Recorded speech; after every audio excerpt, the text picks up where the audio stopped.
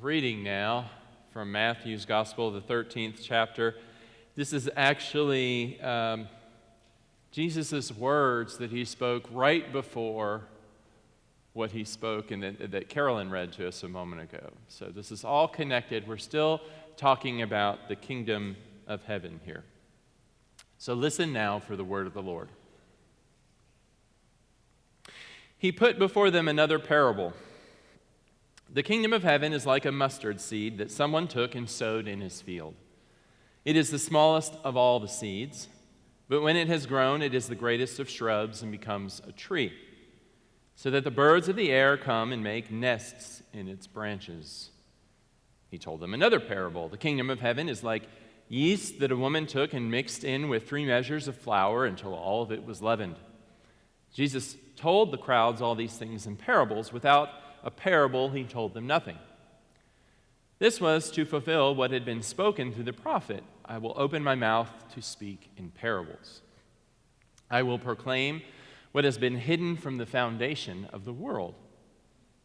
Then he left the crowds and went into the house, and his disciples approached him, saying, "Explain to us the parable of the weeds of the field." He answered, "The one who sows the good seed is the Son of Man. The field is the world, and the good seed are the children of the kingdom. The weeds are the children of the evil one. And the enemy who sowed them is the devil. The harvest is the end of the age, and the reapers are the angels. Just as the weeds are collected and burned up with fire, so will it be at the end of the age. The Son of Man will send his angels, and they will collect out of his kingdom all causes of sin and evildoers. And they will throw them into the furnace of fire, where there will be weeping and gnashing of teeth. Then the righteous will shine like the sun in the kingdom of their Father. Let anyone with ears listen." This is the word of the Lord. Thanks be to God. Well, I am grateful to be back with you today. It's good to be here. It's good to be back from our men's retreat. I do want to thank Kayla for a wonderful and inspired sermon last week. I got to listen to it, watch it, thanks to the great job our video crew do every week.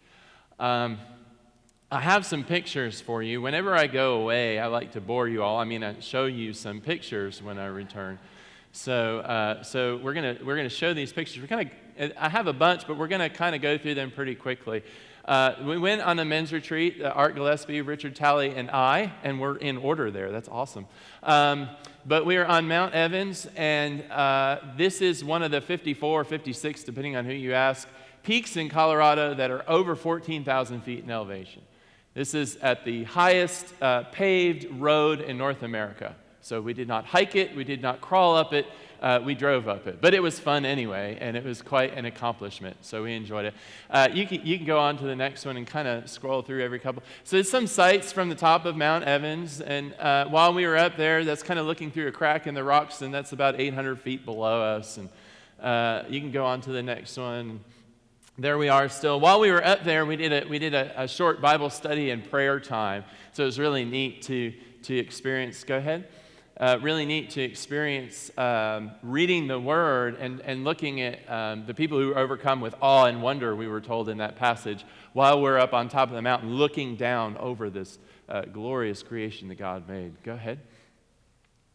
So more scenes from the mountain. You can go ahead. Now, as many of you know, part of the reason we went out there, 2 of the days of the 5 days we were in Colorado, we were there for the Courage Classic, which is a cycling event that supports Children's Hospital of Colorado.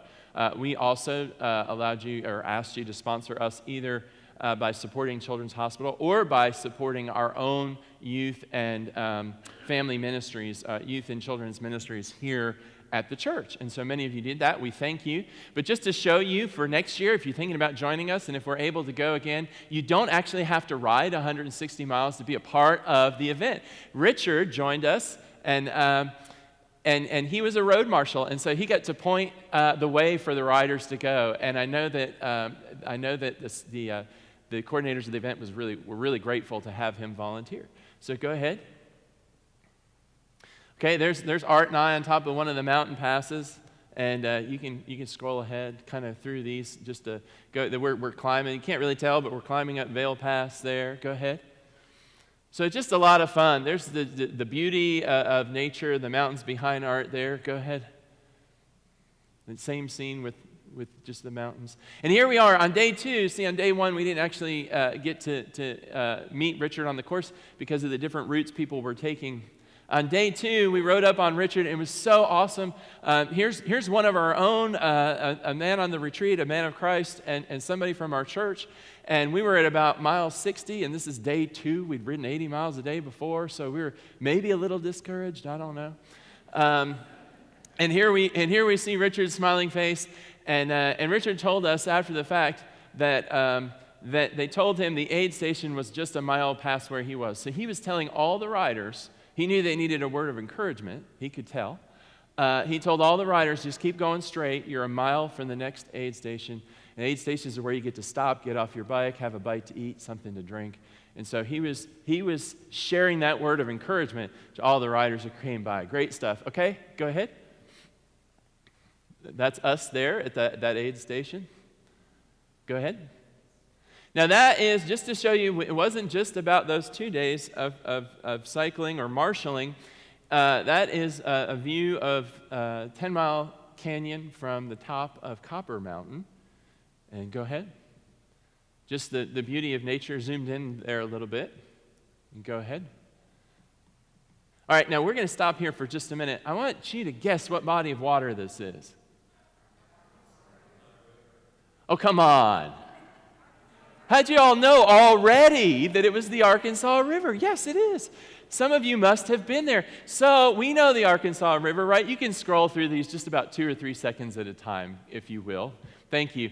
Yeah, so we stopped. We were the goofy guys who stopped on the side of the road while this busy, 2-lane county road is going by. And you can see the sign there for the Arkansas River. We were riding down the mountain pass, and I hear a woohoo! Because we passed by the Arkansas River. We know the Arkansas River, but the Arkansas River we know doesn't look like that, does it? It's a bit bigger than that. You could actually jump across that. See all the traffic going by. They're wondering why these weirdos are taking pictures of the sign of the Arkansas River. But that was us. That was us. So great stuff. You can just scroll through the last few. So I'm going to talk more about the Arkansas River in just a minute, but I just want to tell you this was a time for prayer.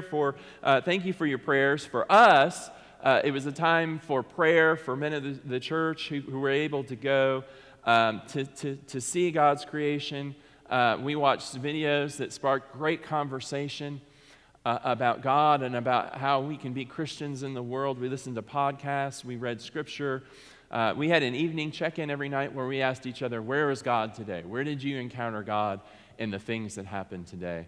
And so it was a really, really great trip. Thank you for your prayers.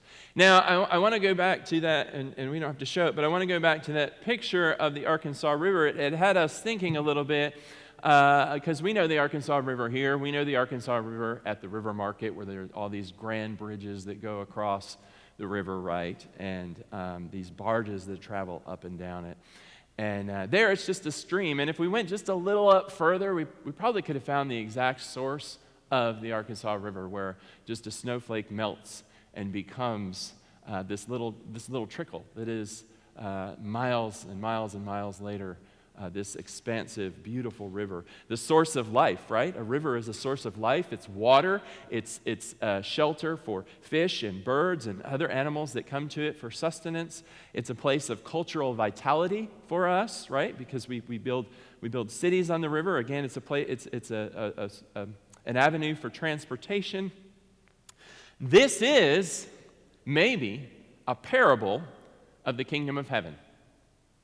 You see it? This little seed, this little stream, and it grows, and it grows, and it becomes a source of life and vitality and shelter and goodness and everything that we're promised the kingdom of heaven will be. I thought it was pretty cool. It starts small, and it becomes more than we ever imagined. A few months ago, or a month or so ago, we went and we picked fruit, okay? And we saw signs for, vine ripened fruit, and I'm thinking, is that just a cat? It's not. It's not just a catchy thing to get people enthused about it. I don't even really like peaches, but when we picked peaches off the tree and took a bite right then and there, I liked that. It's different, right? Or blackberries, and you pick them off the vine. They're different. This is the kingdom of heaven. This is how good it is supposed to be. And often what we get is kind of an imitation. This is good stuff. And so on the retreat, we slept with our doors and windows open, the fresh, cool mountain air blowing in at us, and we looked out at creation, and we spent time together praying and discerning where God was at work in our lives, and we also spent time alone praying and studying, and we had events like a bike ride or driving to the top of a mountain, and we also had time of silence and solitude. And to me, that is a little bit of the kingdom of heaven. And who knows what things that God did in our lives will bear fruit later on. I say that to say that, again, this retreat, it started small. Art and I went just to do the ride last year. We said, hey, what if we build a retreat around this? And so Richard joined us this year. We're thinking about doing it again next year and hopefully opening it up to men, women, and couples. So if you're thinking about joining us, we hope that you will consider that. It is a small kind of effort on our part with 3 of us going this year, but in the 2 years that we went, we've raised over $2,000 for the church's children and youth ministries and Children's Hospital Colorado. So really neat stuff. And we've got other ministries that are starting out here that are really cool and really encouraging. And some of them have already started to grow in exciting ways. We've got a Busy Moms group that's split into 2 groups. We're trying to do more men's ministries at the church. We have a new focus on intergenerational ministries here at the church. We'll have a new theme we'll unveil, but I'll give you a sneak preview. It's going to be story. We're going to be thinking about our stories in the year to come. It's exciting stuff. What our story is, what your story is. We have a new Coho community garden that, you want to talk about sprouting forth. Just drive by it. Look at how beautiful it is. How awesome it is. Look at what God is doing in our midst. It's exciting. It's great. And we've been doing great stuff here at the church for years. Conway Cradle Care, our prayer shawl ministry, the Benevolence Fund, Daily Bread, our preschool. These are all programs we've had for a while, but I like to think about it this way. Maybe in the broad scheme of things, these programs are still just starting. Who knows how they might grow and blossom and become even more and even greater in the years to come, serving more people, helping more folks find hope. Isn't that exciting to think about? It's a seed. It's a little trickle on the side of a mountain, the kingdom of heaven. And look at what it can become. It's amazing. But I can't stay there because I promised you somehow I was going to address some of your thoughts this summer. You said you were still seeking certain things, and this morning I said that I would try to help us find, hopefully God will help us try to find an adequate Christian response to the violence we see in the world. So how do we respond? We see it in the news. We've experienced it in our lives. People we know. People we care about. Sometimes it's us who are threatened because of our faith or because of something we believe. Many times we see people threatened in the world because of their religion, or others drive vans into crowds of people, set off bombs, carry guns into nightclubs, wield knives or machetes or whatever else, with a particular intent, killing, hurting, and intimidating. It's a far away from Copper Mountain to talk about that, isn't it? How do we respond to that? some of you asked. How do we put into context and have an adequate response as followers of Jesus Christ to all of that? To lives shattered, to the open hostility of those who would terrorize us, and to non-Christians who are looking at us saying, where does your Jesus fit in all of this? How do we respond?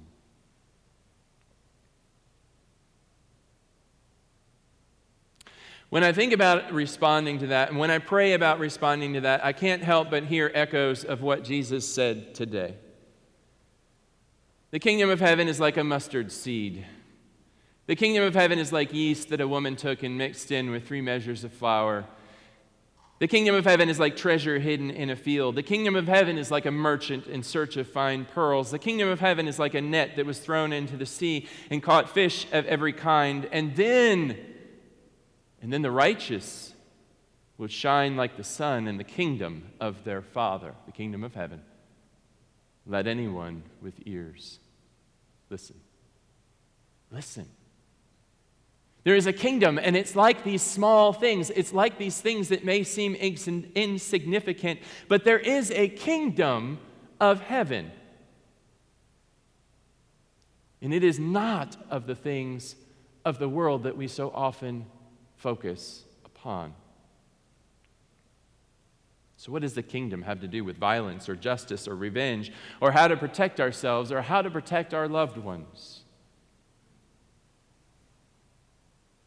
It's kind of interesting. It might not seem like it has anything to do with it, but I think it has a lot to do with the things that we see going on in the world today. In fact, Jesus even says in both of our passages, when he teaches parables about the kingdom of heaven, he talks about the fact that what? That evildoers and that causes of evil, like senseless violence and suffering, will be sifted out and left out of the kingdom of heaven. These things don't belong in God's kingdom.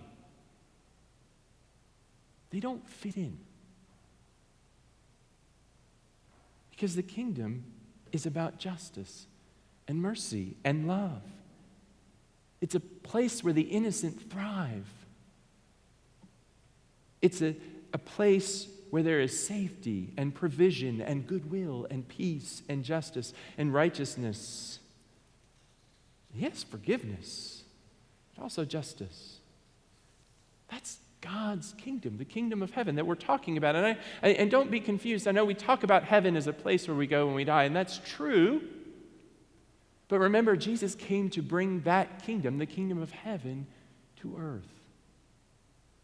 And when we refused it, and he went and ascended to the Father in heaven, that heaven, he promised to come again to bring that heaven back here to earth in its fullness, the way it was intended from the beginning. And so there's some sifting that needs to happen, maybe even some sifting that needs to happen in our lives. What is of the kingdom and what is not of the kingdom in my life? Because we know that the angels will sift out what is not of the kingdom as well. But I haven't gotten to our response yet. How do we respond to violence in the world? You've asked. My answer is to go back to the parables and to look at the parables. God came to earth in human form, and he had something to say. He taught in these parables because they're important. The kingdom of heaven is important. What could possibly be more important? It's like a treasure hidden in a field, we heard just a little bit ago. That when the person saw it, he left it hidden and he ran off and he sold everything that he had so that he could buy that field because that treasure was everything. That's the kingdom of heaven. That's the kingdom of heaven. So we seek the kingdom. Why? Because we know there are things going on in the world that are not of the kingdom. And if we focus on those, they'll expand. But if we focus on the seeds of the kingdom that are sprouting forth and growing right among us, things like love and generosity and hope that we can extend to each other, that grows. And so, And so we went as a few men of the church on a retreat, and some might say that's a bit escapist in the scheme of things. Maybe it is. I don't know that I felt like I was escaping when I was on day 2 riding another 80 miles.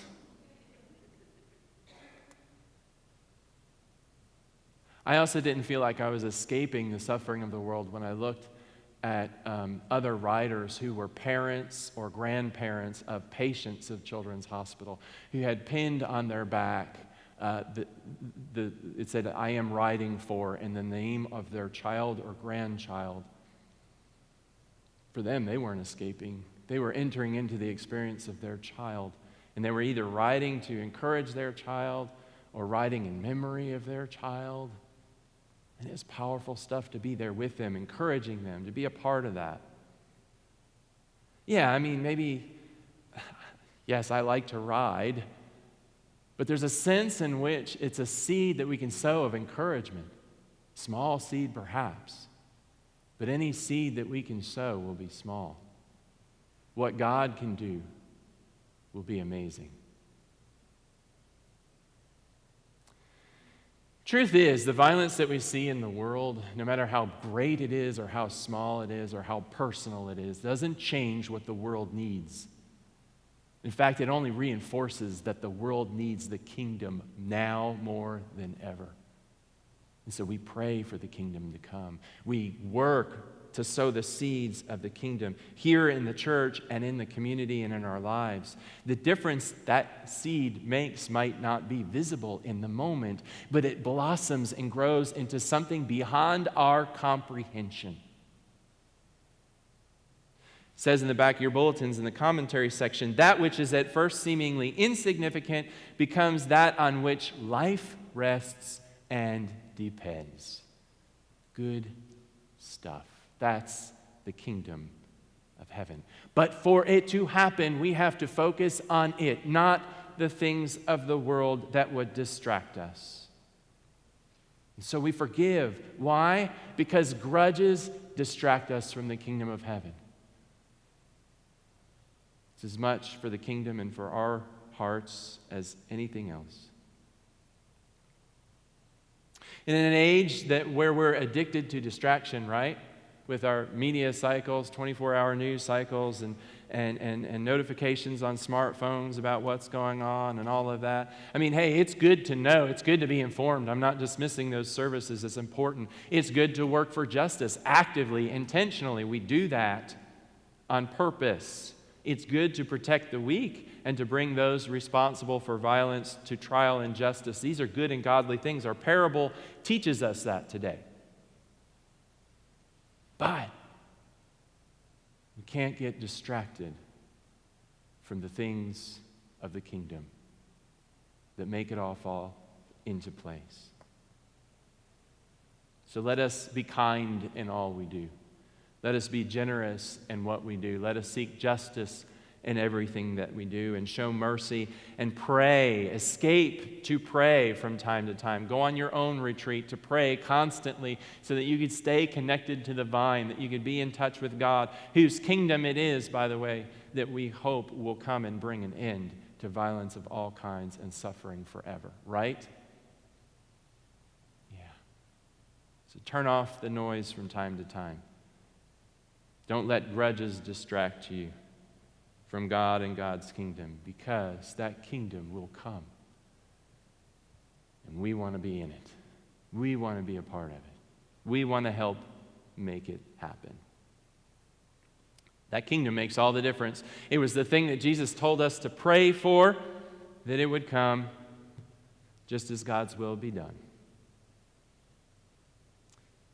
It's not the world as the forces of darkness want us to see the world. It's the world in the light of God's love, mercy, justice, and truth. And it is worth watching for, worth tending to.